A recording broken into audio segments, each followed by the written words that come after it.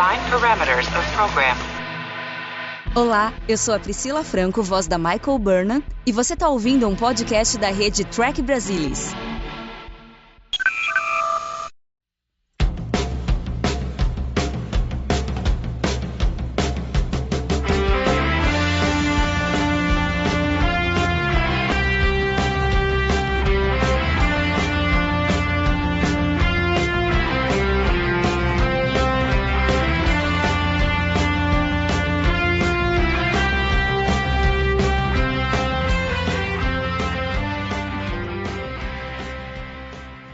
Olá, sejam bem-vindos ao Balde do Odo, o podcast da rede do Trek Brasilis para falar sobre a melhor série de Jornada nas Estrelas. E hoje vamos falar sobre o 23º episódio da terceira temporada, Family Business. E para falar sobre mais um episódio ferengue dessa terceira temporada, estão aqui comigo Luiz Castanheira. Boa noite, Luiz. Boa noite, Mariana. Boa noite, o nosso convidado especial. Bom estar aqui. E hoje está aqui com a gente também o Carlos Henrique Santos. Boa noite, Carlão. Boa noite, bom dia, boa tarde, boa noite, onde quer que vocês estejam. Vocês devem gostar muito de mim para fazer mais um episódio de Ferengue, que na verdade é o meu primeiro Ferengue, mas... A gente precisa ver, Carlão. Você precisa escolher aí uns episódios da quarta temporada melhores. Sempre um prazer estar aqui falando... Não deu muita sorte, não. Se bem que o Visionary foi um bom episódio, né? Que foi o anterior. Não, o Visionary é bem legal, bem legal. Tem o The Muse, né? The Muse da quarta. Não, aí vocês vão ter que fazer sozinhos, gente. Isso aí, entendeu? Episódio que a Loxana da casa, cara. Aí vocês vão ter que fazer isso sozinho, não tem jeito. Mas como diz o chefe, jornada até quando é ruim é bom. Então, vamos lá, né? A gente tem o episódio novamente escrito pela dupla Ira Stephenberg e Robert Hewitt Wolf, né? O Ira, a gente já falou bastante vezes sobre isso. Ele adora os Ferengues e quis muito, né, desenvolver a história deles. E o episódio foi dirigido pelo René Auberjonois. Esse é o segundo episódio que ele está dirigindo. O primeiro também foi um episódio ferengue dessa temporada, que foi o Prophet Motive. Esse episódio, apesar de ser essa questão aí dos ferengues, ele tem algumas coisinhas que são interessantes. Algumas primeiras vezes aqui que a gente vai estar vendo. Então, é a primeira vez que a Cassidy Yates aparece, é a primeira vez que o Jeffrey Combs aparece como Brunch. Anteriormente ele tinha aparecido como Tyron em Meridian, e agora ele está fazendo o Ferengue Brunch, FCA, da autoridade. FCA. Brunch, FCA. E é a primeira vez que aparece a mãe do Quark e do Ron, a Ishka, e é a primeira vez que aparece Ferengnar. Então tem várias coisas aqui, primeiras vezes. Tem série clássica também. O que não significa que seja algo assim tão bom. Mas vamos ver, Castanha, você que, como eu também, é um apreciador dos episódios ferengues, o que você pode dizer inicialmente de Family Business? É que é difícil, às vezes, a gente se posicionar, a gente está achando que isso aqui é uma espécie de sátira para o capitalismo ordinário, às vezes, dependendo do episódio, capitalismo mais selvagem, como foi lá o Babel. E a gente fica, poxa, isso casa com essa ideia? Aí você também tenta pegar uma metáfora. Qual seria, tirando isso do capitalismo selvagem, qual seria uma metáfora boa? Seria os dois voltando para casa descobrindo que a mãe é alguma, sei lá, vende drogas. Aí você fica meio vendido nisso aqui. Eu acho que é um episódio, assim, difícil. Eu acho que ele nem é muito bom como crítica do capitalismo. Ele nem é muito bom como aquele retorno ao lar quentinho e tal, que a gente aprende mais sobre o Quark, sobre o Ron, que eu acho que eles não mudam muito ao final desse episódio. Eu não vejo assim, um desenvolvimento no sentido estrito de ter uma mudança, né? Basicamente eles vão lá, dão um ciclo do que eles são e voltam para casa. Aí você tem aquelas coisas de jornada, de, pô, o cara não visita a mãe faz 20 anos. Aí quando chega a casa, tá um negocinho lá na mesa que o Ron usava pra palitar os dentes. Aí você vê que o negócio não é muito sério. Tem cenas bobas, a da briga é meio boba. E no final tenta dar aquela ideia até que eu acho simpática. É uma ideia que é verdadeira, eu acho, assim, bem mundanamente verdadeira. A gente observa isso em várias famílias. E isso é usado em dramaturgia do filho mais parecido com o pai ou a mãe, em geral, ser o mais conflituado por terem similaridades, ou de personalidade, ou por vocações, ou por estilos, ou por até obsessões. E tento vender isso no final. Essa ideia eu até acho simpática, mas o que tem em torno dela não me agrada muito não, e no final a gente pensa, no fundo eu acho que não mudou muitas coisas. Claro que a gente vai ter alguma espécie de revolução aqui nesse negócio, aí vai ficar cada vez mais difícil sustentar isso como algum tipo de metáfora, e é o que vai ser oferecido, mas eu acho que é o que é, e vendo o episódio eu fiquei querendo mais do Sisko e da Cassidy, que de modo geral me agradou, e foi mínimo tempo de tela. Tirando o O'Brien querer abrir a porta quando ele pode usar o transporte, tipo, coisa meio tola, mas tirando isso eu achei bem legal, queria ver mais daquilo. O Sisko, principalmente, falar mais sobre a vida dele até aqui, como é que tem sido, como não tem sido, ver mais umas cenas, conhecer como é que é a história do cargueiro, achei legal, pô, como é que é o cargueiro aqui, como é que era a vida da Cassidy, eles contando um pro outro alguma coisa, talvez alguma coisa diferente do Sisko. Ele fala de Nova Orleans, por exemplo, podia ter falado mais de outras coisas. E é claro que o beisebol é uma coisa do Jake, o plano maligno do Jake, se eles vão se cruzar com um esporte que o Michael Piller aniquilou no universo de Star Trek, e ele arrumou um personagem que é fã do beisebol, obviamente, e eles, em primeiro momento, vão se conectar por esse jogo que ninguém joga mais, exceto pelo planeta em que o irmão dela tem um time lá, Incestos 3, todo mundo sabe qual é o planeta. Pike Pioneers e o outro lá. E você, Carlão? Eu tenho sentimentos parecidos com o que o Luiz comentou. Eu acho que o episódio ele tem esse problema de não se decidir se o episódio ele é sobre a Itka, que o Luiz comentou ali, será que ela está vendendo drogas?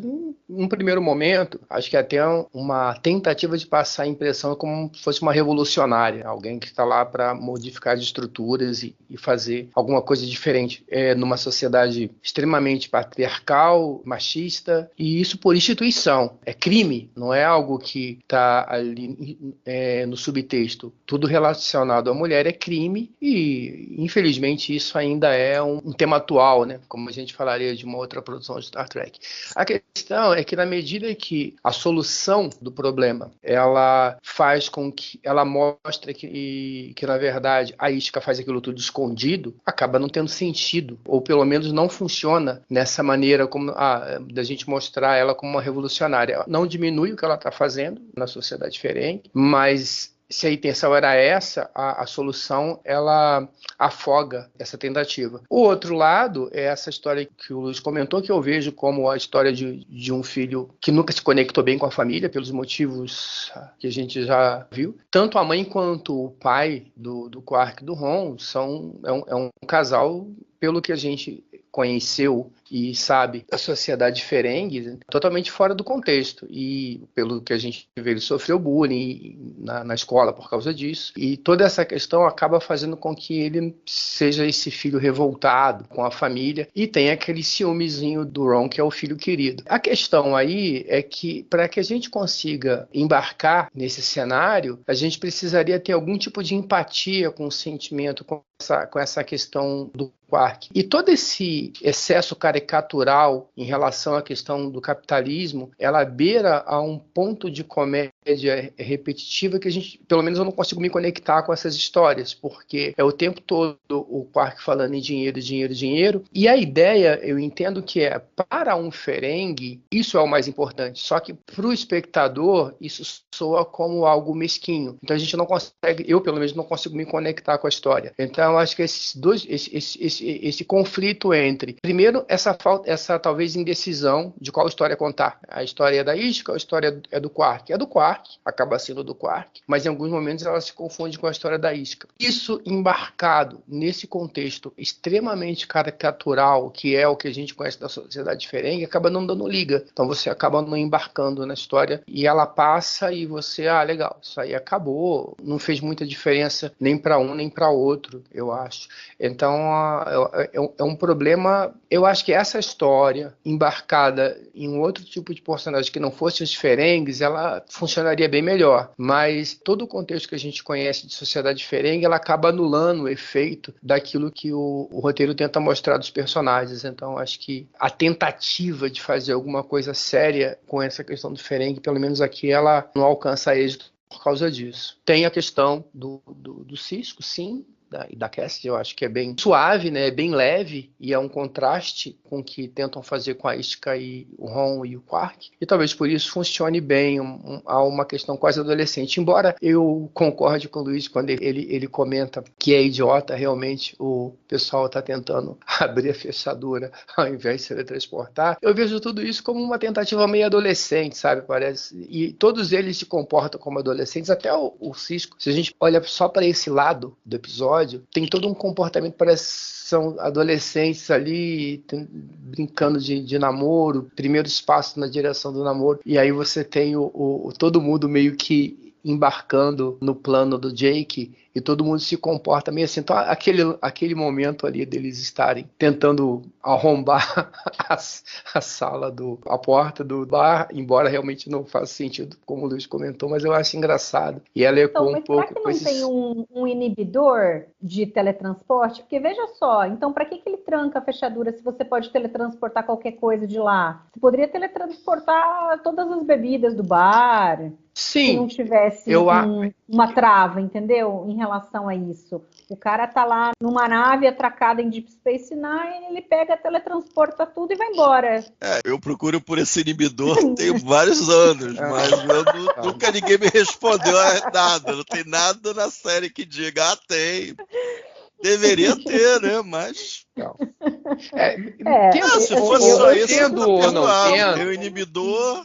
Tendo ou não tendo, eu acho a cena muito divertida, entendeu? E aí, em alguns momentos, eu entendo que vale a pena abrir mão de algum bom senso, né? Às vezes por uma cena que funciona. Essa cena primeiro ela funciona. E a gente já viu tanto problema de teletransporte em jornada, tanto. O teletransporte ele funciona da maneira que é mais conveniente, né? Transporte é coisa do demônio. Exatamente. Não entendeu ainda.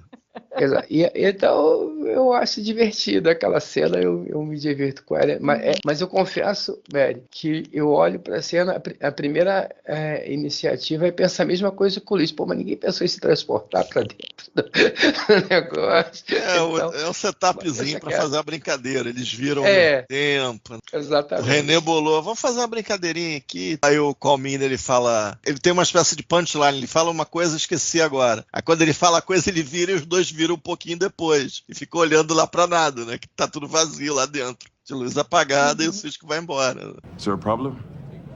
Well, it seems that Quark has locked some of Chief O'Brien and Dr. Bashir's personal property inside the bar. Let me guess. Your lucky dartboard. We never said it was a lucky dartboard. We just used to play on it, that's all. A little defensive, aren't they? Yeah. Well, it looks like it's a tripartite micro-sealing mechanism. It's going to take you a long time to get through that one. If you want any suggestions, I'll be in cargo bay 4. 7. Oh, I thought... Thought what? I thought you were going to talk to the freighter captain. You know, Jake's friend. How do you two know about her? The chief told me. Exactly how many people has Jake told about this woman? Everyone. Mas eu acho que esse comentário, acho que é no momento que o Sisko, que eles falam do... que todo mundo tá sabendo da Cassidy, né? Exato, e aí o O'Brien, o Sisko diz, eu tô indo para a área de carga, e o O'Brien acho que ele vai para a área de carga que tá a Cassidy, e ele não vai, e aí o Sisko entende que tem mais alguma coisa acontecendo, e todo mundo vira de costas de novo. Eu acho muito engraçado, é muito divertido isso. Ele pergunta, tem alguém que não sabe, né? É isso, tava lembrando. Jake não Ele falou com fala, alguém. todo mundo sabe, né? Todo O mundo. Jake não falou para alguém, né? Pra todo Isso mundo, aí. né? Com relação a essa parte da isca, a gente tem que ver que lá em Rules of Acquisition, da segunda temporada, a gente teve uma coisa muito parecida com a Pel, que ela é uma mulher ferengue que se finge ser homem porque ela acha que as mulheres também têm que ter direito iguais aos dos homens. E lá a gente vê um Quark muito mais aberto do que aqui nesse episódio. Aí a gente pode dizer, não, mas é porque aqui é a mãe, então a coisa ficou muito mais pessoal. E lá, da mesma forma, né, eu falei que me incomodava um pouco porque eles tentaram mostrar essa coisa da mulher querendo ser forte, querendo o seu lugar, a igualdade, só que no fim ela põe tudo a perder porque ela se apaixona pelo Quark. Então isso lá me incomodou. Aqui, inicialmente, também me incomoda um pouco, porque a Isca começa com alguma coisa que parece que é uma questão de princípio, uma teimosia dela, dizer, não, que as mulheres têm que ser igual aos homens, tipo, eu sou tão boa ou até melhor do que muito homem para fazer comércio, por que que eu não posso ganhar dinheiro? Mas assim, às vezes fica parecendo que ela só estava fazendo isso pelo dinheiro e não por querer levantar uma bandeira. Mas ao mesmo tempo, eu acho que talvez a gente tenha que ver isso daí como uma semente que está sendo plantada, uma segunda semente. Primeiro com a Pel e depois aqui com a Isca, e a gente vê que isso vai ter frutos sim no final da série. Então, assim, é algo que ainda hoje, né, quer dizer, era atual lá em 94, 95, aqui na nossa época continua sendo atual, porque a gente tem muitos países onde as mulheres não têm direito a nada, não podem estudar, não podem falar com outras pessoas, tem que andar atrás do marido. O marido ou o pai diz o que ela pode e o que ela não pode vestir. Então, eu acho que ainda é muito atual isso e eles tentam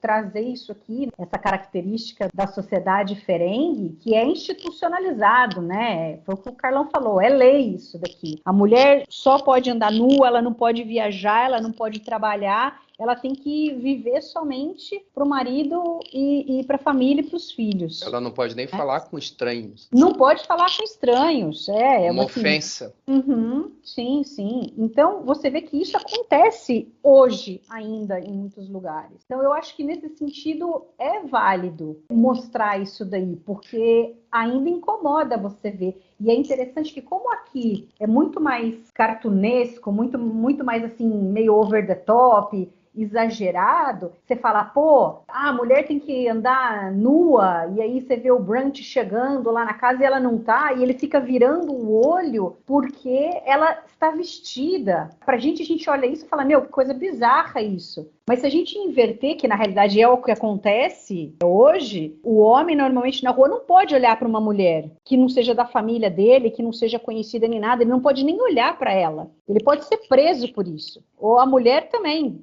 Se acharem que o homem estava olhando para ela que se ferra e pode ser presa. Então, eu acho que isso é válido. O grande problema é que, como os ferengues são sempre mostrados de forma cômica, fica, não sei, fica às vezes uma coisa assim, fica meio perdido essa crítica social. Às vezes o exagero pode prejudicar um pouco o que eles estavam tentando colocar. Mas eu acho que é válido. Eu acho que a gente tem que olhar de uma forma de que é uma semente e que ela não tem como levantar a bandeira sozinha. Agora, por exemplo, o que às vezes incomoda um pouco é no final o Quark fala pro Brant, acho melhor você não falar nada para ninguém. Imagina se ficarem sabendo que uma mulher estava ganhando mais dinheiro do que muita gente. Aí ele suborna o Brant. Mas então, Mary, nesse ponto que eu estava comentando, o que eu acho que o episódio ele abre mão disso, porque no momento que ele faz... Aí tem duas questões. Primeiro,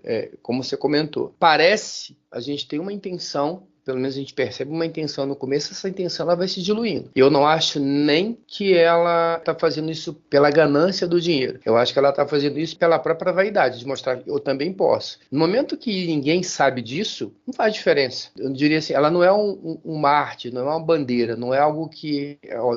Estou mostrando isso, um exemplo para as outras mulheres. Ela está fazendo pela vaidade dela. Agora, o que não diminui, acho que diminui, o que não anula a intenção, mas acho que diminui a amplitude. Quando a gente tem algo parecido na segunda temporada, e quando eu junto com essa impressão que eu tenho, e até porque isso para mim faz mais sentido, não é só a Ética que faz isso. Um monte de mulher faz isso. E elas fazem do mesmo jeito. Todas elas escondidas. E um monte de homem sabe que as mulheres fazem isso. A questão não é fazer, a questão é que não se saiba. E aí, lá na frente, quando a gente vai, de repente, ver talvez os ecos disso, na verdade, o que a gente está vendo é muito mais uma acomodação da sociedade ferengue a algo que grande parte das pessoas já sabem e que a gente fechava o olho. Agora, bom, e você começa a fazer com que esse movimento, que era um movimento escondido ali, que todo mundo sabe, igual o jogo do bicho, todo mundo sabe que tem, mas todo mundo finge que não sabe. Então, eu olho lá para trás, para essa situação da segunda temporada, e olho para cá, a leitura que eu faço é, cara, isso aí todo mundo sabe que tem. Todo mundo sabe que tem,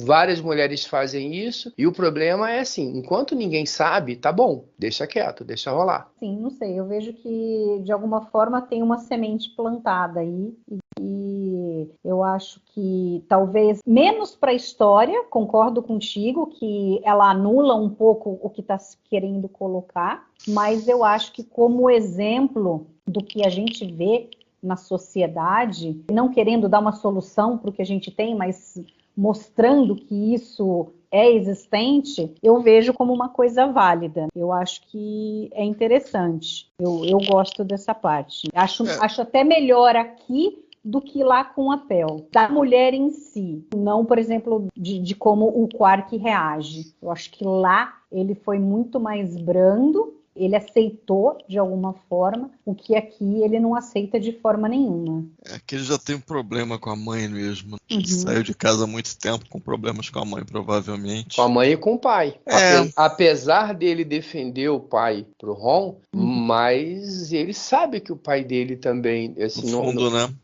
No fundo era um fracasso na profissão dele, no trabalho, não na profissão, mas qual que é a grande meta do Ferengi? É lucrar. E o Ron joga na cara dele que o pai dele, e provavelmente o Quark sabia disso. Só que aí, numa sociedade patriarcal, ele não vai admitir isso. Ele não vai admitir que o pai dele era um fracasso. E ele não vai admitir ainda mais que, além do pai dele ser um fracasso, é o pai que é bêbado, não consegue arrumar um trabalho, mas é o pai, né, e a mãe que tem que sair de casa para arrumar um trabalho e pagar as contas, mesmo todo mundo achando que não pode. E quando você é um filho, você às vezes não quer olhar esse tipo de coisa. Não. Você não quer reconhecer, admitir ali, ele não quer fazer isso, reconhecer que o pai nunca foi um bom Ferengi, no sentido de que ele nunca soube ganhar dinheiro. E aí acho que tem um outro lado aí que eu acho interessante, de certa forma, que a gente vê muito, é que acontece, às vezes os pais acabam dando muito mais atenção,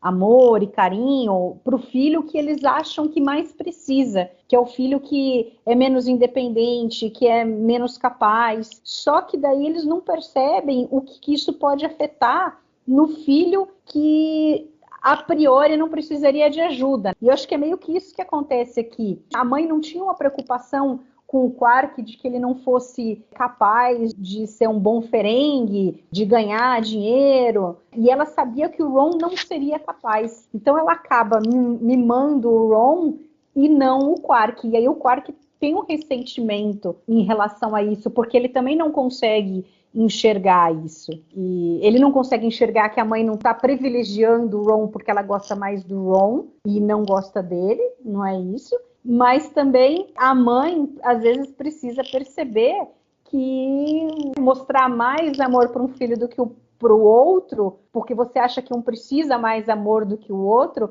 também não é bom, né? Porque aí você acaba criando uma diferença grande. Então, faz muito sentido a gente ver o tanto que o Quark é ruim com o Ron, porque na realidade ele está meio que descontando o desgosto dele da mãe dele nunca ter dado atenção para ele. Então eu acho que nesse sentido, assim, esse tema de conflito de família que eles colocaram nesse episódio, inclusive o Aira queria mesmo fazer um episódio mais sério sobre os Ferengues, embora eles tenham colocado diversas coisas mais para comédia, outras, assim, na realidade muito pastelão, mas ele tem essa coisa mais séria aí, realmente, desse conflito de família. E aí tem também, a gente tem lá o Nog, que ele não tá no começo do episódio, o Quark reclama com o Ron, porque o Ron deu o dia livre pro Nog estudar para os exames da Academia da Frota. E aí já começa aí o Quark reclamando, do tipo, isso daí vai acabar com a sociedade Ferengue, como que você faz isso? Santa hipérbole.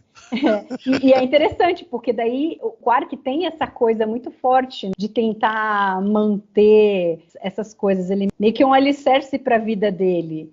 Eu acho que esse momento é importante exatamente pelo que você falou, assim, não só a fala do Quark. Assim. A gente pode imaginar, talvez alguém possa imaginar, que pelo Quark está muito presente ali. É uma estação bajoriana, mas a gente tem, obviamente, uma presença muito grande da Frota Estelar e dos ideais, valores da Federação. Então a gente acaba, às vezes, alguém pode esquecer que ele é um Ferengue, por mais que seja nitidamente diferente a maneira como ele lida com as coisas. Essa frase ela é importante para já marcar isso. Olha, Quark ele está dizendo que ele vive pelo aquilo que é o conceito do que seria um bom Ferengue, né? O Ferengue padrão. Porque lá na frente isso vai ter um eco. E também o Ron, porque quando o Ron diz para ele que ele deu o dia de folga pro Ron, ele está desafiando o Quark. E isso era impensável lá no começo da temporada. Então ali ele está dizendo, olha, o Quark ele aceita, o Ron, olha, eu dei folga porque o menino está estudando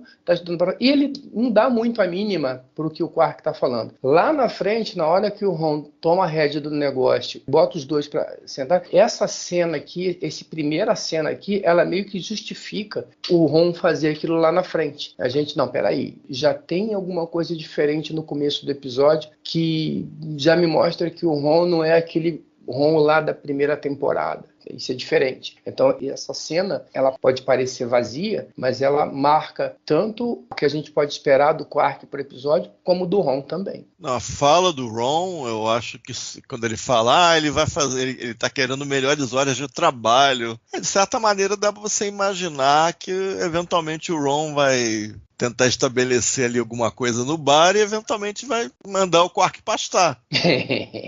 Sim, também sugere aqui, eu acho legal que essa ligação eu acho legal, isso aí eu acho legal. Dele falar, não, mandei o moleque estudar, e o Ron meio que rindo, fala assim, porque ele tá querendo melhor horário de trabalho. Aí o Quark dá essa hiperbolada aí isso é o fim da sociedade Ferengue, né?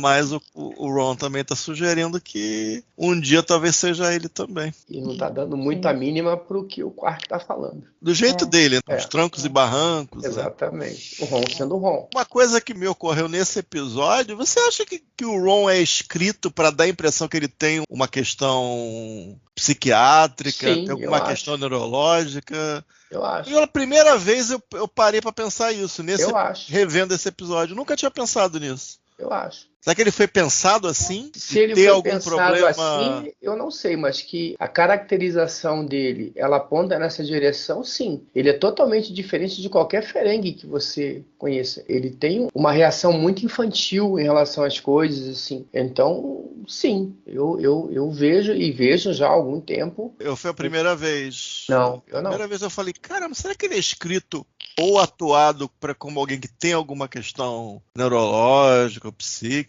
Mas a gente sabe que ele é muito bom engenheiro. Depois ele vai São coisas diferentes.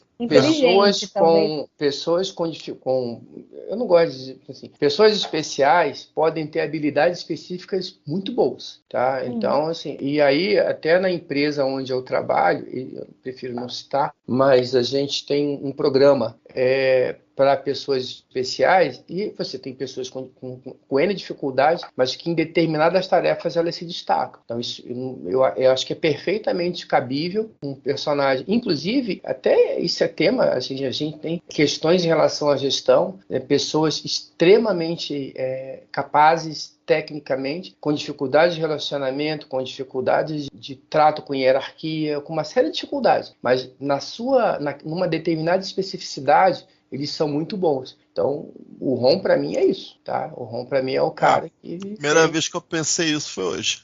Também Sendo nunca sincero. tinha me ocorrido. Eu vendo aqui, eu pensei muito mais assim, do tipo, ele era mimado, a mãe fazia tudo por ele, então ele acabava não tendo a possibilidade de fazer as coisas porque ela acabava fazendo por ele, e essa coisa de não ter o tino pro negócio, é bem claro que ele fala que ela puxou o pai também era assim. Eu acho que então a ela gente vê faz... que dentro da sociedade você tem gente que é mais capaz de ser bom no comércio, de ganhar dinheiro do que outros. O que eu acho que ela faz pelo Ron porque ela sabe que ele precisa mais do que o Quark. Pode ser. Ela sabe. Então, mas ela faz. Então, mas aí tem que. Aí a questão é a gente saber o porquê que ele pode menos. Pode ser simplesmente a questão de que ele não tem a capacidade para o negócio, não é com ele isso, e aí ele não tem como sobreviver dentro da sociedade Ferengi dessa forma, e por isso que ele está sempre à margem do Quark, e o Quark vai embora de casa para tentar a vida, e o Ron acaba ficando lá ainda 10 anos, mais ou menos, né, antes dele ir embora. 10 anos. 10 anos. Então, eu acho que esses dois caminhos eu acho que são possíveis. Eu acho que a gente pode pensar aí nesses dois caminhos pro Ron. Se você pensar, a Sociedade Ferengi é meio tamanho único. É como o Klingon ser um grande guerreiro, exatamente. O Ferengi tem que ser um bom em negócios, assim. Bom no sentido de ser aquele não muito ético, né? Aquele cara que vai te ferrar mesmo. Vai jogar sujo. Então, se você pensar hoje em dia o cara com altas habilidades, que tenha problemas de traquejo social, já é comum. Isso aí já é uma coisa entendida. E na época a gente não tinha muitas figuras conhecidas, ou com altas habilidades, ou no espectro autista, conhecidas com grande sucesso. Hoje em dia a gente tem, ou pelo menos aparentam ser, ou com grandes habilidades, ou estarem no próprio espectro autista. Então também é uma mudança. Nunca tinha pensado nisso não, gente. Não, o Ron pra mim sempre foi isso. Tema atual. Interessante. Nunca tinha pensado nisso.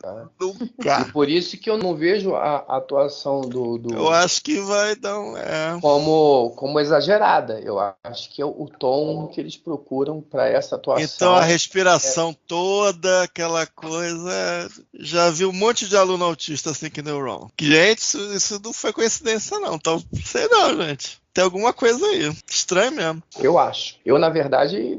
O volume, né, que se você observar, o volume de fala. Às vezes o Quark grita quando está meio pé da vida, mas o Ron, ele é meio descontrolado nessa coisa do volume. E o Ron, meio estranho, ele entra nas coisas. Até quando ele toma a rédea, a gente vai reparar nesse episódio que quando ele toma a rédea, ele ao mesmo tempo que ele está explodindo, mas ele está também explodindo para dentro, ele está contido. Até para fazer aquilo, você vê que ele está fazendo um esforço enorme para fazer aquilo. Então eu acho que a atuação do Max é exatamente... Tem mais coisa. Eu tava pensando aqui na coisa aceitar a cultura absurda pela cultura absurda. Tem a cena que a mãe tira a roupa. Exato. Que ele coloca no colo. Isso. Que, aliás, eu acho que até o Michael Westman bobeou. Ele fez mal a maquiagem ali. Mas eu acho que talvez não seja por aí. Que você poderia pensar em algum cara, tipo, na primeira infância, na adolescência, teve ligações com a mãe, não dizendo impróprias, mas coisas que socialmente você olha, caramba, que moleque esquisito, que troço estranho. Aí você começa a pensar assim, isso é tudo coincidência, sei lá. Ele tem uma coisa assim que ele não... Você vê que ele gostaria que as coisas fossem... Aí a mãe antes. pega, ele um burro velho, a mãe pega, vou falar, é disso que eu vou falar, o afiador de dente e passa nele, como se fosse alguma coisa, tipo, ele vai escovar o dente dele. É isso aí. Imagina, limpar a bunda dele, não sei, alguma coisa assim meio absurda, entendeu? Dando a entender uma coisa infantilóide, talvez. Pegar um adulto e, como você falou, não, vou pegar um adulto e vou... Vem cá que eu vou escovar seu dente, vem aqui que eu vou limpar seu bumbum. Adulto de 40 anos de idade. Mas é curioso. Você vê que eles eram uma família disfuncional ali, mas chega uma hora que ele fala, eu tô me sentindo como se a gente tivesse aqui quando o papai estava aqui, todo mundo sentado na mesa e vocês brigando. Exato. Então ele tem assim uma coisa assim dessa lembrança dessas coisas. Exatamente. Que é a coisa mais, talvez a mais infantil, né? Talvez até. A criança lembrando, coisa curiosa. Interessante. Estranho. Agora, a resolução dessa questão de todo o imbróglio que a Ishka criou, né, pelo fato dela ter feito um monte de negócio, ganhado dinheiro, eu achei que no fim ficou um pouco fraquinho a resolução, porque primeiro que ela não queria abrir mão de jeito nenhum, ela não queria assumir que ela tinha sido pega, o que eu acho até meio ruim da parte dela. Ela mostrou ser uma pessoa inteligente, que era capaz de fazer várias coisas ali, mas ela não pareceu muito inteligente ao não querer arredar o pé, porque ela arriscava perder tudo que ela tinha conseguido, virar escrava, e ainda por cima prejudicar o Quark e o Ron. Então, talvez se ela tivesse tentado ali inicialmente, que foi o que o Ron tentou fazer, pegar o lado dos dois, tipo, ele mentiu pros dois, falou pra mãe que o Quark tinha aceitado e falou pro Quark que a mãe iria dividir com ele. Se talvez tivesse sido feita uma resolução nesse sentido, que, não, agora, beleza, o Quark vai ser o cara que vai ser o nome dele e a mãe é quem vai falar, vamos fazer isso, aquilo, tal, e sai tudo no nome do Quark, por exemplo. E aí eles dividiriam os lucros. Talvez fosse uma solução melhor, não sei se teria algo melhor para essa história. Ela quer ser Ferengue, mas ela quer ser Ferengue mesmo, né? A gente não vê nenhum grande De novo, eu volto nessa questão. Eu acho que juntando as duas pontas, o episódio que você citou, Mary, e esse, para mim, a leitura que eu faço é: isso acontece direto. O problema é que você não pode ser pego. Todo mundo sabe que tem. Até porque não faz sentido. Aí, para pegar aquele tema que vocês comentaram do Klingon de uma nota só, é o Ferengue de uma nota só. Então, assim, e é uma situação tão extrema que é difícil você acreditar que isso seja mantido. Quer dizer, ela não pode falar com ninguém, ela não pode... Cara, ela vai fazer. Entendeu? Então, eles vão fazer e aí faz escondido. É a DC Fontana. Você escreve e você coloca um pseudônimo para você dizer que é homem, para você poder escrever. Me parece... A leitura que eu faço é isso. Isso é algo relativamente comum na sociedade ferengue. E assim, vamos fazer uma relação aqui. É igual ao adultério masculino. Todo mundo sabe que tem, mas o negócio é não ser pego. Se você não foi pego, tá bom. Ninguém comenta. Agora, a hora que você... aí você é julgado. Por quê? Porque você foi pego. Então essa que é a questão. Talvez eu acho que isso vá nessa direção. Que dá a impressão, para suportar o que o Carlos falou, dá a impressão que o Brant, no final do dia, ele sabe o que acontece. Por isso que ele aceita o suborno tão facilmente. Tipo, ela confessou 1/3 do que ela conseguiu. 1/3 do que ela conseguiu deve ser uma grana federal já. Então, se ele fosse aquele auditor mesmo, no esquema, ou então fosse uma coisa muito incomum, mas ele dificilmente deixaria passar, mesmo sendo Ferengue, mesmo dando dinheiro para ele. Então, talvez seja isso. Mas inclusive, é que eu acho que o desenvolvimento não foi esse, se eu não me engano, né? Inclusive, Luiz, só para corroborar o que você está falando, no começo do episódio, na hora que o Quark tenta dar uma enganada nele, peraí, é isso mesmo? Você tem certeza? Aí o Quark, peraí, tal... Ele demonstra que ele sabe que o Quark estava tentando enrolar ele ali atrás. Então isso faz eco com o que você está comentando também. Pode ser um jogo, né? Ali eu vejo, tipo, o Quark deve ter um monte de coisa não declarada. Daí, quando o cara fala, você tem certeza que não tem nada? Aí o Quark... porque o cara é corrupto, né? No fim do dia o cara é corrupto. O cara fica contente, E aí Tá as escrito outras na eu não testa dele, eu preciso sou dizer, corrupto. né? Tá. Mas aí é uma outra questão que você comentou, Luiz, em questão da corrupção. Eu entendo que é uma questão dos Ferengues, é uma É o caricatura, é o modo de vida, né? é um exagero, mas eu acho que até isso assim, tudo tem uma propina. Então, assim, não, eu quero fizeram tudo. isso, né?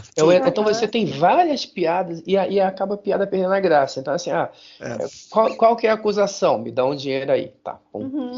Não, mas a acusação, o cara fala de uma maneira que ele sabe que o Arthur não vai entender. Não, então você precisa, me dá um dinheiro aí. Aí assim, eu preciso dar um recado para alguém, me dá um dinheiro aí. Você entra na casa da pessoa, me dá um dinheiro aí. Então, assim... Para sentar, você precisa dar o dinheiro. Para usar o achei que isso elevador, aí foi... você precisa dar o dinheiro. Do tipo, Dobraram demais a aposta aí. Como que uma sociedade vive dessa forma? Exato. Então, é algo absurdo, assim... Como apareceu aquele outro, supõe-se que todo mundo faz isso, né? Exato. Não é só o Brant que faz isso, né? Apareceu aquele... E a impressão que dá, além disso, Luiz, assim, tem esse ponto, mas tem um ponto atrás. Quando o Quark não faz da primeira vez, dá a impressão do quanto ele está afastado da sociedade Ferengue. Que ele chega e desculpa, eu esqueci. E aí ele vai e dá a grana. Porque aquilo é o normal. O normal é aquilo. E o Quark já está desacostumado do normal, porque ele não vive mais ali. Só que essa piada contada uma vez, tudo bem, 2, 3, 4, 5, 6. Ao longo do episódio a gente vê isso várias vezes. Não tem como. Não, Exato. Eu acho que aí peca pelo excesso. Exato. Eu acho que aí acaba ficando forçado demais. Já não é mais engraçado. No início ele parece ser engraçado, mas depois ele acaba ficando algo forçado demais. E tem uma coisa da sociedade ali que mostra É o primeiro que mostra Ferenginar que só chove. É engraçado que eu não consigo não lembrar do Max Grodenchik cantando como se fosse o Ron no documentário de Deep Space Nine, logo no início, ele canta falando, aqui em Ferenginar que nunca para de chover e tal, é engraçado, lembrei na hora disso. Mas vocês gostaram da Casa dos Hobbits? Então, isso que eu ia falar, né? Hobbits, é engraçado que é tudo meio circular, as janelas também. Agora, fizeram um negócio que você vê que todo mundo tem que abaixar a cabeça para entrar. É isso que eu ia falar. Não entrar no interior da casa. Até a Andrea Martin tem que abaixar a cabeça. Exato. Eu suponho que ela seja mais baixa que o Armstrong, suponho. Aí a pessoa é bem estranho isso, né? Numa casa. Deve ser por isso que os Ferengues têm esses lóbulos na cabeça. Tanto bater com a cabeça ali. Né? Aí vai... Mas no Memorial eles comentam isso, que devia ter gente da produção tal que gosta de Senhor dos Anéis. Acho que o Ira e o Robert Hewitt Wolfe, né, no Legends of the Ferengi e tal. Eu nunca li nada tem várias referências. Eu nunca li nada de Senhor dos Anéis e tal, mas assim, esse episódio é de 95, o filme de 2001, né? Referências do Senhor dos Anéis, para mim, é um filme, né? Então, assim, eu não sei se antes, nos livros que existiam, tinha esses desenhos, eu creio que sim, que salvo, eu me lembro de as portas arredondadas, tem nas artes, né? Eu me lembro do documentário, o pessoal falando do documentário do Senhor dos Anéis, que eles pegavam, os artistas pegavam essas gravuras e sentavam e tentavam imaginar esses locais ali para fazer a locação e tudo. Então, não é à toa que no filme você tem essa arte para a Casa dos Hobbits, entendeu? Já era algo que tinha sido imaginado. É muito baseado nos desenhos do... É Alan Lee que ele chama? Agora, eu não sei. Eu acho que é. Posso estar falando besteira aqui, mas eu acho que é o Alan Lee. Mas, enfim, assim, tipo, o pessoal lá gostava do Senhor dos Anéis, do Tolkien, e aí fizeram uma homenagem intencional aqui com relação a isso. Agora, na segunda história, né, na história B, que a gente tem ali o Sisko, a gente já tinha... No episódio anterior, no Explorers, o Jake já tinha falado para o Sisko que ele queria apresentá-lo para uma amiga, que ela era a capitã de uma nave de comércio, que ela, quando viesse à estação, eles poderiam se conhecer. Então é engraçado o Jake querendo arranjar uma namorada para o Sisko. E nesse episódio eu acho interessante que no início ele não tá levando muita fé. Ele tá se sentindo, não sei se pressionado, ou aquela coisa assim que ele encontra as escuras, que em geral a pessoa pensa, será que eu vou me meter numa enrascada, tudo? Mas assim, finalmente eles acharam uma mulher interessante para o Cisco, né? Diferente do que a gente tinha visto lá, por exemplo, em Second Sight, que foi difícil. Bem ruim. Agora aqui não. A Cassidy é super independente, ela tem o trabalho dela, e aí é legal que assim, ela chama ele, né, ela vê que o negócio tá meio esquisito, ela fala, não, vamos tomar um café e tal, aí ele aceita. O Cisco queria ajudá-la lá, ela fala que não precisa, isso é o meu trabalho, e vai pra lá, e aí eles acabam se encontrando. Oh, let me guess, Commander Cisco. Benjamin. Cassidy Yates. Yes, I know. My son has told me a lot about you. Well, I think Jake fancies himself something of a matchmaker. He means well. He does get a little too enthusiastic now and then. Oh, damn, that sounds like the inertia more. I better go see what's going on. I'll give you a hand. I can take care of it. Of course. Sorry about Jake. How about coffee? Say tomorrow evening, 1800 hours. Sounds good. I'll see you tomorrow. Acho que ela deixou uma impressão muito boa. De dependência, aí o Cisco ficou pensando, aí botaram no beisebol a coisa tipo, não, essa aí. E meio que tipo, o Jake não falou nada pro pai. Mas o Jake já sabia, né? O Jake já sabia. O pai, ele não falou pro pai que ela gostava de beisebol, e ele não falou também pra Cassidy que o Cisco gostava de beisebol. Ele é diabólico. Jake roteirista. Eu acho que ele confiava no talento do pai, mas quem acabou resolvendo o problema foi a Cassidy, porque o Cisco garoteou. Sim. E aquela cena dos dois é muito engraçada, porque chega um momento ali que meio que acaba o assunto, tá uma coisa meio esquisita, o que a gente faz agora? Será que vai chover? Não sei se tá rolando, se tá interessante ou não, mas aí de repente tá acabando, eles descobrem um ponto em comum ali, que os dois se empolgam de uma maneira, e aí esse é o pontapé inicial, né, para eles voltarem a se ver e futuramente vão namorar. He was doing something called sliding into second. Sliding into second? Yes. That sounds like baseball. You know about baseball? It's my favorite sport, but no one has played it for 200 years. Well, they're playing it on Cestus 3. At least they have been for the last 6 months. É uma coisa que é nuclear pra série, nuclear pro personagem. Nuclear pra quem criou o personagem. Então, isso aí, pra mim, é show de bola. Eu acho que tem alguns aspectos que eu acho que são interessantes na construção dos personagens de Deep Space Nine e principalmente do Cisco. Então, esse episódio, ele é um episódio mediano, para dizer o máximo, e essa história é uma história secundária, mas tem pequenas coisinhas, assim, o fato do Cisco estar cozinhando para o Jake. Então, assim, e a gente percebe, para mim, a leitura que eu faço é que o Cisco está de uniforme, que ele acabou de chegar do turno dele, e a primeira coisa que ele vai fazer é cozinhar, sentar com o filho dele, jantar com o filho dele, né? Então, isso dá uma dimensão para mim do personagem, do carinho que ele tem pelo filho, que ele entende o papel dele como pai, e ele quer estar próximo, inclusive até fazendo eu não sei se a intenção é essa, mas um contraponto com o pai do Quark que a gente não conheceu, mas certamente sim, e até a Cassidy de um contraponto também com as mulheres diferentes. Eu não sei se é essa a intenção, mas a gente pode até extrapolar para isso. Mas voltando aqui no Cisco, a gente tem esse pequeno detalhe, tem esse carinho, esse cuidado. Todo o trato que se dá a essa questão é muito delicado, né? Apesar da pressão que ele toma, mas é uma pressão de amizade. Então você vê a Dax, inclusive a Dax deixa claro que o Curzon já deu uma pernada no Cisco. Tá ali.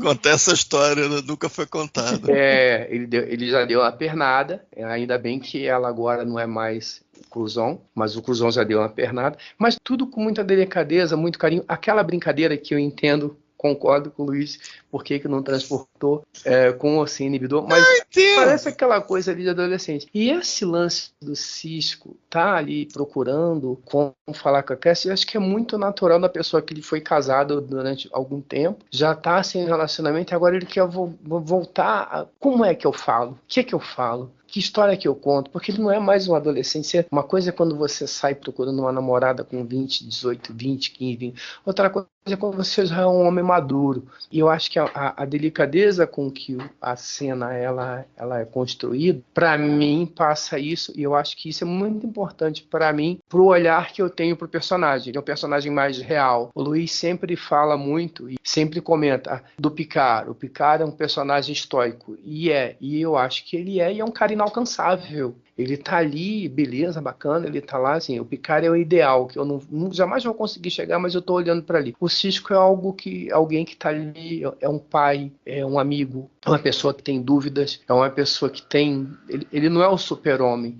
E esse episódio, nas nuancezinhas, ele dá algumas pistas disso pra gente. Eu acho muito delicado e eu gosto muito desse aspecto do episódio e da maneira como isso conduz. É muito leve. Eu acho que contribui muito pro personagem. E esse negócio da comida, a gente vê que antes a gente já viu isso. Você vê que em outros episódios mostra o Sisko e o Jake comendo junto, seja almoço ou jantar, né? Tipo, ele faz questão. Tinha vezes que o Jake queria sair com o Nog, ele fala, não, você tem que estar aqui em casa para jantar até o horário, tudo. Ele faz questão de ter esse tempo com o filho. E é legal que essa relação é de duas vias, porque quando o Jake chega e vê, deu certo o negócio que você estava fazendo lá, tal, da diplomacia, ele mas como que você sabe? Não, porque você está cozinhando comida húngara. Quando você faz comida húngara é porque você está feliz. Então, é legal também que existe essa cumplicidade entre os dois. Gosto bastante disso, eu acho isso bem interessante. Eu acho legal cozinhar e tendo replicador, eu acho legal. Teve uma vez, eu acho que esse episódio existiu. A Kay falou, eu vou cozinhar. Ela pega no replicador, aperta 2 botões, vem, entendeu? Não querendo sacanear a Keiko, mas é curioso. Eu acho que é da nova geração esse episódio, se eu não estou enganado. É no Whispers? Não, tem Deep Space Nine. É no Whispers? É no Whispers. Ela tá toda nervosa. Tá. Isso. Que ela fala, fiz a sua comida favorita, a sua sobremesa favorita, fez. Só apertou o botão. Mas esse episódio, salvo engano, ele é um contraponto a um episódio da nova geração, que tem uma discussão, não uma discussão, mas O'Brien versus Keiko sobre a questão do almoço, da comida, e eu tenho alguma coisa lá na nova geração. E eles acabam voltando ao tema aqui. Eu acho, posso estar enganado, não tenho. Tô lembrando. Mas, olha. É que eu acho legal ele cozinhar ao invés do replicador e ter a coisa do beisebol também. É o tipo de coisa que eu gosto, que eu acho que dá especificidade pro Sisko. Eu acho isso legal. Acho bem legal. Aí eu não sei também se vocês vão comentar um pouco, mas assim, eu gostei muito da direção do René nesse episódio, e eu acho que, inclusive, por que eu tô falando isso? Porque essa cena, a gente fica com isso muito na mente. Qual delas? Essa cena de abertura, por exemplo, a primeira cena em que o René, ele começa com um plano de detalhe na comida que o Sisko está preparando, e aí para você fazer um plano de detalhe, com certeza o diretor, olha, cara, eu preciso de comida de verdade, porque eu vou botar a câmera em cima disso aí. A câmera, ela vem no plano de detalhe. Pareceu mesmo, né? Sim. Pareceu um franguinho ali, não pareceu? É um franguinho. Eu vi um franguinho. E é um franguinho, e o tal do paprikash é uma receita húngara de frango, tá? É exatamente isso. E aí a câmera, ela vem ali, ela passa ali pela salada, tal, ela vem caminhando, ela sobe, e aí ela faz um primeiro plano do Sisko. E é legal que quando ele pega esse primeiro plano, ele já deixa a porta por onde o Jake vai entrar no ponto de fuga. Ele fica no ponto de fuga ali. Então você vai ver o Jake chegando ali. Você vai ver o Jake chegando porque ele coloca... E aí só a entrada do Jake na sala, ele transforma essa cena, que era um primeiro plano, num plano conjunto. A cena, ela corre de novo, a câmera, ela corre de novo. Quando ela corre de novo, você vai ver a mesa no fundo, e quando eles vão para a mesa, o Jake vai para o lado direito, o Sisko vai para o lado esquerdo. O Jake vai para o lado direito, porque quando você quer atribuir dominância a um personagem no plano e contraplano, você coloca o personagem do lado direito. A cena e a gente vai ver isso ao longo de todo o episódio. O domínio de câmera, a câmera sendo colocada onde ela precisa ser colocada, e esse trabalho no 4x3 é muito fácil você empilhar personagem. E aí o René ele consegue, sempre com o movimento de câmera, quando ele precisa fazer com que a cena pareça que tenha muita gente, que é o caso do bar, ele consegue fazer isso, mas sem empilhando, mas ele sabe quando ele está empilhando, mas ele sabe exatamente o que está fazendo com a câmera. Então esse é um episódio, se a gente for olhar para o ponto de direção de câmera, dá para falar horas desse episódio. Eu achei muito interessante. É bem legal mesmo, bem legal mesmo. Interessante. Isso é o tipo de coisa que eu não reparo, a não ser que seja uma coisa que chame muita atenção por ser muito diferente. Mas aí o que é legal, Mary... Sempre tem alguém que sabe. Mas o que é legal, Mary, é que você não precisa saber disso para que isso te influencie. Tá? Então, assim, sim. Isso influencia. Você pega a cena, todas as cenas envolvendo o Sisko e a Cassidy, Sisko está do lado esquerdo, Cassidy do lado direito. Ela que está dominando a cena. Então, ela que... E como você mesmo... E você comentou isso. Tá? O Sisko ele tenta, mas é a Cassidy que diz que sim, ela que diz que não. Ela diz, não, para aí, porque pode deixar que eu vou resolver isso da maneira dela. Você percebeu isso, mas o que acontece? Sisko está do lado esquerdo, Cassidy do lado direito, o tempo todo. Quando a gente vai para a cena lá no Promenade, de novo, ele está sentado do lado esquerdo, ela está sentada do lado direito. À medida que eles vão conversando, vão trocando ideia, e na medida que o Sisko começa a se interessar e saca a questão do beisebol e ele começa a tomar posse da conversa, ele começa a, não, agora eu estou no meu terreno. Eles estão sentados, conversando, batendo papo. Na hora que eles levantam, eles vão levantar para sair dali e assistir o negócio, a câmera inverte. O Sisko está do lado direito, a Cassidy está do lado esquerdo, porque agora o Sisko é o cara que está dominando a conversa. É genial. Genial também.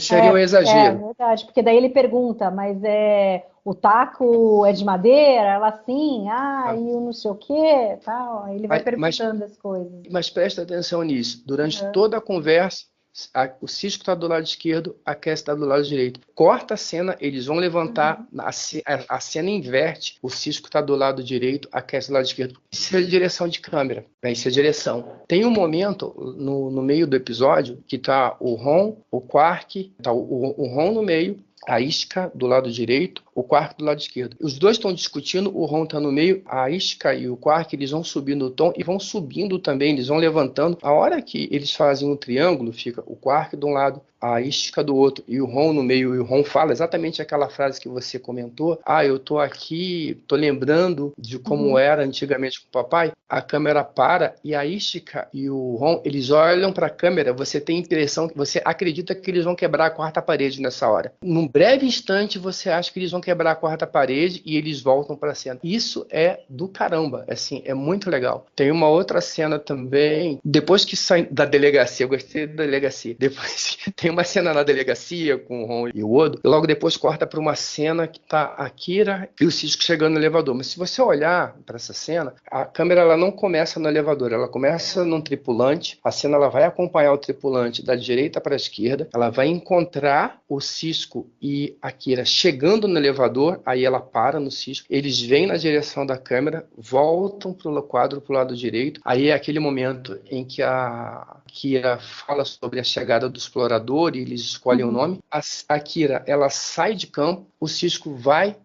para o escritório, e quando ele vai para o escritório, a Jadzia, ela entra em campo, no ângulo superior, ela está de cima para baixo do lado direito, porque ela vai dominar a conversa. É assim, dá para falar horas desse episódio, a gente falando de movimento de câmera, de como ele posiciona a câmera, de como ele usa a câmera para poder contar essas histórias, de como ele usa a câmera para fazer linguagem. Então, nesse sentido, é um episódio que eu gosto muito de observar, porque é algo que eu gosto de fotografia, é um hobby que eu tenho, e esse episódio eu acho que o René, talvez... E aí é uma inferência que eu faço. A impressão que eu tenho de um cara que ele acabou de sair da faculdade de cinema, assim, não, agora eu quero usar tudo que eu aprendi. Entendeu? E aí ele coloca tudo. É o segundo episódio que ele dirige, né? Eu acho que, eu não sei se ele tinha dirigido outras coisas fora de Deep Space Nine. Eu acho que não. Então, quer dizer, os segundos episódios da vida dele, né? Interessante. Aí, dessa cena que você falou da Kira, né? Porque a Kira só tem essa fala, né? Eu acho muito engraçado. Ela falando, dada a taxa de perda de exploradores, ainda bem que a Terra tem tantos rios. Eu espero E que a eu Terra fui tenha ver- muitos rios, né? Não tem nada a ver com o episódio, nada a ver com o que eu vou falar, mas eu fui ver, né, o rio Rubicon, ele fica na Itália, e aí eu fui ver certinho onde que ele é. Ele deságua no Adriático e um pouco ao norte de uma cidadezinha que chama Belária, que foi a única convenção internacional de Jornada nas Estrelas que eu fui, foi nessa cidade de Belária. Ah, que foi- legal. Que foi onde eu conheci a Nana Visitor. Fica pertinho desse rio. Achei engraçado isso. Alguma coisa legal. É na Itália, né? É, Faz sentido, né? Que tem aquela fala do cruzar o Rubicão. E eu devo confessar uma coisa, que na minha memória, nas minhas memórias depreciadas, que a gente está fazendo coisas aqui fora de ordem, o explorador da Esquece eu estava achando que era o Rubicon, e no fundo é o Mekong. Não, ela era o. Mekong, não é? Mekong. Isso, É. perdeu. Agora eles estão com o novo. Aí só reforçando uma coisa que na Rubicon é realidade vocês já falaram, que é legal, que é a referência que a gente tem da série clássica, porque o irmão da Cassidy vive em Cestus 3, que é o planeta lá do episódio Arena, da primeira temporada da série clássica, onde o Kirk luta contra o Gorn, que é tema assim, Atualíssimo. atualíssimo em Strange New Worlds. E o nome do time, para quem não pegou, é Pike City Pioneers. Então, em homenagem ao Pike, o nome. PCP, né? Da Terra. É muito, muito bom. E o que eu acho legal desse comentário é, além de ser ele funciona também para situar um pouco geograficamente Deep Space Nine, né? Quando os comentários, isso é quase do outro lado da Federação, né? Da frota, alguma coisa assim. Né? Então, assim, é pouco, mas você consegue, por essa frase, por esse comentário, a gente ter uma ideia da distância que Deep Space Nine está daquele espaço, daquele que seria o nosso espaço conhecido, entre aspas, do que a gente viu de série clássica e até de nova geração também. E é interessante que ele está bem longe, porque a Cassidy fala que mesmo Tá bem longe. a comunicação precisa, acho que, sei lá, são 2 semanas. 2 semanas, 2 tipo, semanas. Isso é né? longe pra dedéu, né? Isso é muito longe. E 2 Porque, semanas, em geral, as porque- coisas E a têm nave que- da Cassidy é lenta. Eu não sei. A Sim, Cassidy, sim, se ela é fosse... muito mais lenta que a Defiant, por exemplo. Ela é cargueiro. E aí também, Caminhão. eu não sei se por causa disso, se por causa, né, mas é uma emissão de áudio, não vem nem em vídeo, porque talvez se vier vídeo, vai vir mais dados, vai demorar mais ainda, sei lá, não sei. Né? Sim. Porque eu também não entendo que eles não estão mandando a transmissão de vídeo. Então, vai ouvir um jogo de beisebol, ver um jogo de beisebol é chato pra caramba. Em geral, ouvir, né? Muito romantismo essa, de ser rádio ainda. É engraçado isso. E Love is in the air. aí, da minha parte, só tem mais uma coisa que eu queria comentar, é que a Ishka, ela é a Andrea Martin, né, que é a atriz quem faz. Ela é vencedora do Emmy e tudo, por coisas que ela escreveu. Só que ela se recusa a voltar a episódios futuros por conta da maquiagem, dos prostéticos. Ela achou muito ruim. Imagino, acho que o ator ali, para dar conta de ser um Ferengi, um Cardassiano, um Klingon, o cara tem que ser campeão para aguentar aquilo ali, o tempo de gravação que eles faziam. a hora Os que tinha dentes que devem ser chegar. horríveis, né? Imagina só, os dentes. Deve. Deve ser Até muito para estranho. eles poderem falar. Né? Sim, Deve sim. ser muito estranho. E aí, então, no próximo episódio em que ela vai aparecer, que é o Ferengi Love Songs, aí ele vai ser outra atriz, né? Vai ser a Cecily Adams. A gente chega lá. Chegaremos lá. Mas é isso, Carlão. Tem mais alguma coisa que você gostaria de falar sobre esse episódio? Basicamente isso. Eu acho que é um episódio estranho, porque se você olhar os temas que ele tenta propor, mesmo en passant, mesmo sem muito aprofundamento e tal, eu não acho as atuações ruins de ninguém. Acho que, inclusive da André e tudo, acho que todo mundo vai bem. Mas acho que o contexto da sociedade Ferengi que é criada, ele não casa com a ideia. Você não consegue comprar a ideia. Então, eu acho que isso talvez seja um maior problema. Eu acho que você acaba só funcionando quando a coisa é comédia. Porque se você tenta fazer alguma coisa séria, não dá. Mas, reforçando, eu revendo esse episódio, assim, episódio que vale você olhar pelo ponto de vista de direção, tem muita coisa legal de câmera ali, então é quase uma aula de direção de câmera nesse episódio, o que não salva o episódio não, mas É bem interessante de ver esse trabalho. Mas não mais é isso. É um episódiozinho bacana. Eu gosto dessa maneira, dessa abordagem do Cisco com a Cassidy, e como parece que todo mundo ali, parece que é a turma do colégio que se junta para juntar o Cisco. E a Cassidy, é como o Luiz falou, é bonitinho. Acho que a palavra é essa, é bonitinho. Acho que é bonitinho, até a transmissão de rádio. Vamos escutar. Bora! Vamos. É muito bonitinho. Eu achei demais, assim, gostei bastante dessa parte. Tem um picolé de chuchu lá, vamos? Vamos! Tranquilo. Picolé de chuchu é ótimo. E você, Luiz, tem mais alguma coisa? Não, trivia. Pô, Arena, eu tenho que botar minha trivia pessoal. Foi o primeiro episódio de Star Trek que eu vi na vida, a Arena. E confundi essa do Rubicon, mas eu não errei. É que o Runabout, o explorador indestrutível, é o Rio Grande. O Rio Grande é indestrutível. Então, é o que permanece do começo ao fim. Se você vira um episódio com o Rio Grande, tá protegido, tá corpo Mas fechado. Não era o Delta Flyer que era indestrutível? Delta Flyer eu acho que é indestrutível também, mas aí é coisa de voz. Né? Eu nem sei se é indestrutível, nem tá querendo muito de mim. Tem episódio de S9 que eu não vejo há muito tempo, voz, então, complicado. Verdade. E é isso aí, coisas pra pensar que eu não tinha pensado antes nesse episódio, vendo coisas estranhas. Mas eu acho que é um episódio bem complicado. Às vezes eu acho que se fosse uma coisa mais cuidadosa, menos físico, menos pra fora, talvez eu achasse mais legal como drama, que é muito difícil.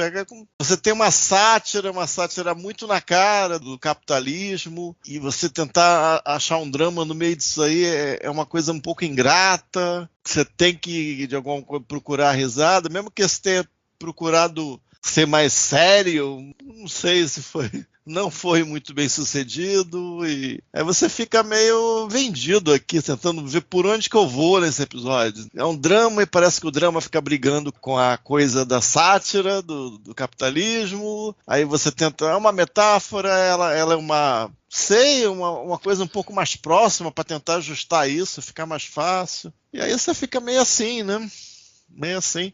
Mas a coisa que o Carlos sugeriu, que no fundo que eu acho que tem quase certeza que não é isso que é feito até o final da série. Que essa coisa da massa crítica de ter mulheres que têm os tais lóbulos é tanta que teria que ter essa revolução, pelo menos teria que ser até uma coisa orgânica, não uma coisa de revolução, uma coisa de canetada, de fazer, é uma coisa que seria absolutamente inevitável, porque as restrições são um pouco entre aspas, absurdas para as mulheres ferengues, né? Então talvez seja interessante. Tem coisas aí que eu pensei, que eu não tinha pensado, a coisa do Ron, tem alguma questão aí. E mal ou bem, tem primeiras vezes, Jeff Combs, tem o Brand FCA, tem a Cassidy, tem essas coisas novas e tal. Tem a dinâmica, é mais bem explicada, a dinâmica entre os irmãos Ferengue do bar. Entendeu? Mas aí parece uma coisa mais de enciclopédia, mas você não, o episódio em si você fica, putz, mas podia ser de outro jeito, acho que, né? Direção boa, como o Carlos falou, eu acho alguma bobeada na maquiagem da Isca, eu acho que a máscara em si é meio esquisita, e a parte que ela fica nua, entre aspas, é meio esquisita, não sei, aí... Foi meio improvisado ali, né? Parece que ele usou papel, tentou colocar alguma coisa com papel, ficou estranhíssimo, assim, estranhíssimo. Parece que ela é toda enrugada, é um exagero ali, né? É um negócio muito esquisito. Ela deve ter se sentido mal realmente com aquilo ali. Muito esquisito.